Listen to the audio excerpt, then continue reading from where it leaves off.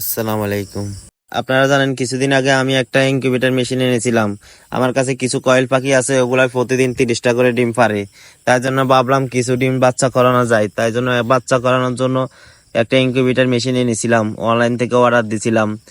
তারপরে আজকে 3-4 দিন ধরে আমি কিছু ডিম জমাইছি, 110 পিসের মতো ডিম আমি জমাইছি।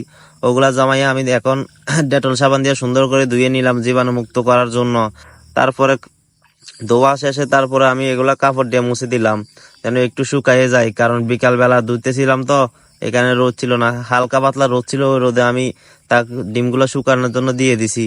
তারপরে শুকাবার পরে আমি ঘরে ডিমগুলা আনি, সবগুলাতে নাম্বার লিখে দিতেছি কোন সময়, মানে ডিম বলে 3-4 বার উল্টান লাগে, তাই জন্য প্রতি সাইডে 1-2-3 লাথি লিখে দিলাম, যেমন আমি সংক্ষেপে উল্টাতে পারি, ডিমগুলো লাড়াতে পারি, যেন আমার কোনো মিস্টেক না হয়। চারদিকে যেন চলে না। এবার ইনকিউবেটর মেশিনে নিয়ে যাচ্ছি।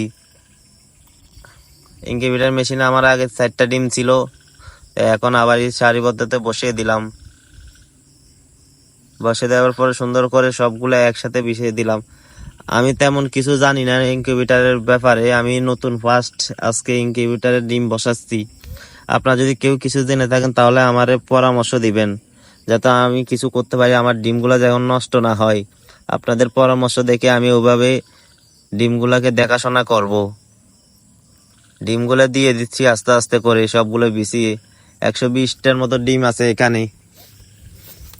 আমি জানি কিনা ফুটবে কিনা আমি জানি না, কিন্তু এগুলা যে 20 ডিম 100% এটা জানি। কিন্তু আমি তো অভিজ্ঞতা না, তাই জন্য হয়তো বা ডিম নাও ফুটতে পারে। আপনারা যদি তাও জেনে থাকেন কিছু, তাহলে আমার কমেন্ট বক্সে বলে যাবেন। আপনাদের কমেন্ট ধরে আমি ওইভাবে ডিমগুলোর যত্ন নেব, যাতে ডিমগুলোর থেকে সুন্দর সুন্দর বাচ্চা ফুটে বের হয়। সবগুলা ডিম দেওয়া শেষে আমি ঢাকনা মেরে দিব। ঢাকনা মেরে দেওয়ার পরে এখন সবগুলা দেওয়া শেষ। প্রায় 100 ডিমের মতো ছিল, তো আস্তে আস্তে দিতেছি সবগুলা। ডিমগুলা সবগুলা দেওয়া শেষ, তাই জন্য আমি ঢাকনাটা মেরে দিলাম।